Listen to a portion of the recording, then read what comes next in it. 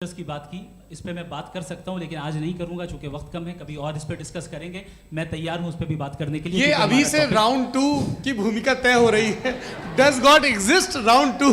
जी, चूंकि आज गॉड के एग्जिस्टेंस पे बात है तो मैं उसी के रिलेटेड जो है आपके सवालात को एंटरटेन भी करूंगा और मैं भी पूछूंगा।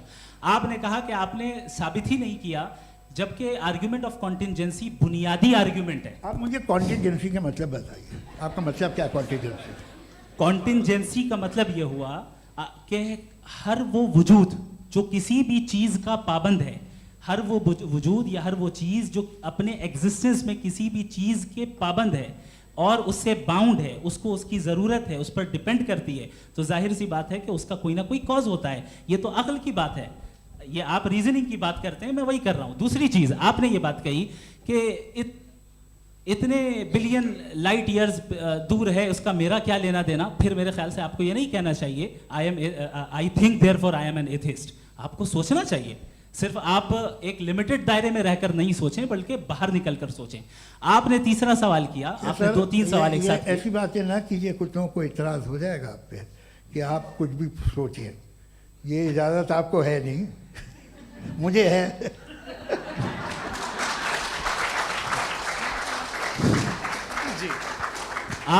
आपने प्रॉब्लम ऑफ इविल के ताल्लुक से सवाल किया और बार बार आप एक लफ्ज रिपीट कर रहे हैं कि ओमनीपोटेंट गॉड है, ऑल पावरफुल गॉड है। यही तो दरअसल समझना है कि गॉड का कॉन्सेप्ट क्या है। प्रॉब्लम ऑफ इविल जो है, प्रॉब्लम ऑफ इविल दर हकीकत 2 असम्पशंस पर कायम है। अगर आप इन 2 असम्पशंस को समझ जाएं तो ये प्रॉब्लम नहीं रहेगी, आर्ग्यूमेंट आपको समझ में आ जाएगी कि ये कोलैप्स कर जाता है। पॉइंट नंबर 1, यानी जो आपका सबसे पहला फॉल्स असम्पशन है कि गॉड मर्सीफुल है, ओमनीपोटेंट है, दुनिया में जुल्म हो रहा है। लेकिन आपको ये समझना चाहिए कि हमारे वर्ल्ड व्यू के मुताबिक गॉड सिर्फ ओमनीपोटेंट और सिर्फ मर्सीफुल नहीं है, बल्कि वो ऑल वाइज भी है और वो ऑल नोइंग भी है। उसके हर काम के पीछे हिकमत और विजडम है। ये कोई जरूरी नहीं है कि वो हिकमत और विजडम आपको समझ में आए या मुझे समझ में आए।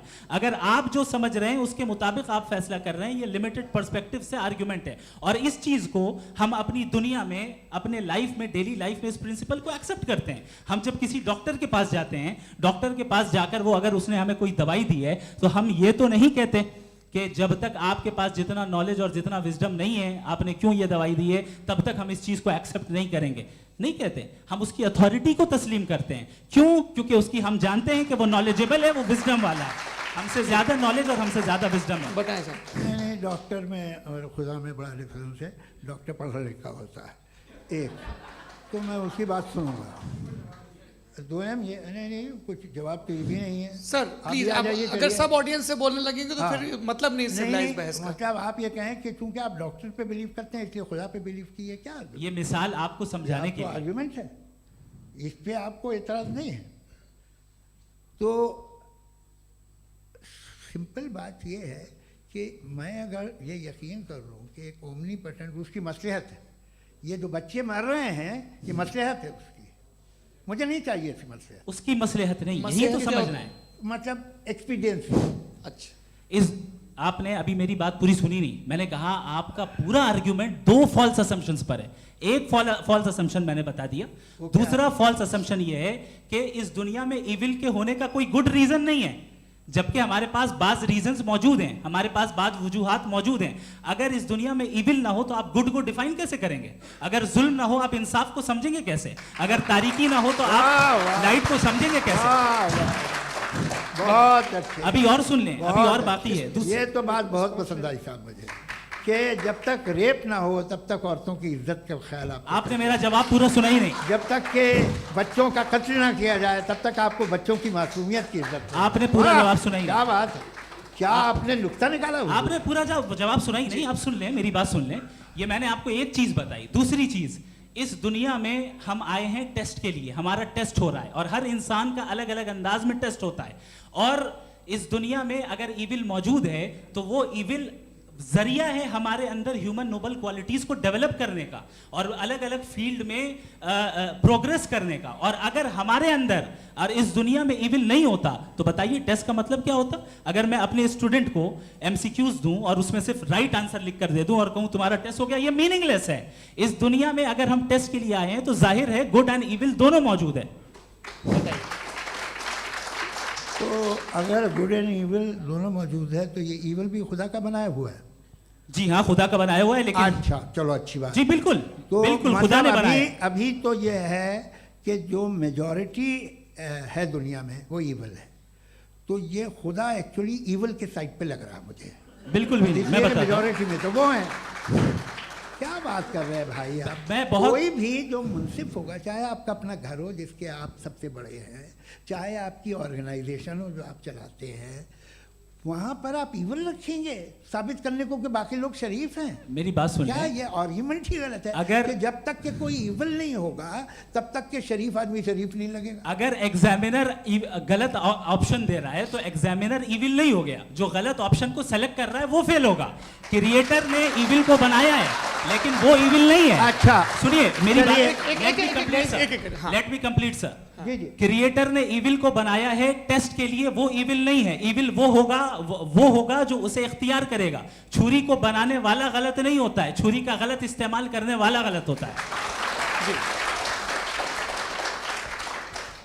रेप को कैसे गलत इस्तेमाल करते हैं? रेप इंसान के फ्री विल का नतीजा है। ये रेप कैसे गलत इस्तेमाल होता है? ये मुझे अब सुन ले, अब सुन ले। गलत इस्तेमाल होता हाँ मैं बता रहा हूँ ना, कैसे गलत इस्तेमाल? मैं बता रहा हूँ जी। कि जो ईविल इस दुनिया में मौजूद है उसके कई सारे तरीके हैं। एक तरीका इंसान का अपना फ्री विल है। अब अगर कोई रेपिस्ट रेप कर रहा है तो इसका गॉड का कसूर नहीं है, वो अपने फ्री विल का गलत इस्तेमाल कर रहा है, उसको सजा मिलनी चाहिए। अच्छा। और उसी के लिए जहन्नम बनाई गई है। ये फ्री विल का भी बड़ा चक्कर। आप कोई बुरा काम करते हैं या कोई बुराई होती है तो ये कहा जाता है कि ये फ्री विल है। 7 billion free wills are moving on this planet. 7 billion free will. और एक आदमी अपनी फ्री विल से मुझे कत्ल कर दे तो मैं खुदा की मर्जी से मरा हूँ कि इसकी फ्री विल की वजह से?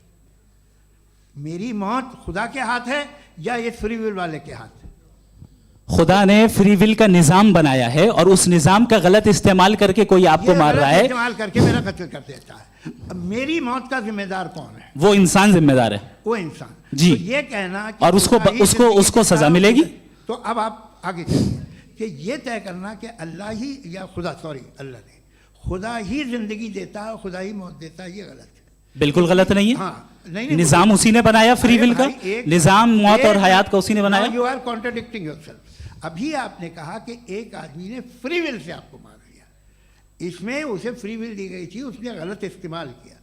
7 billion free wills are moving on this planet और आप चाह रहे हैं कि मैं सिर्फ खुदा का ध्यान करूं।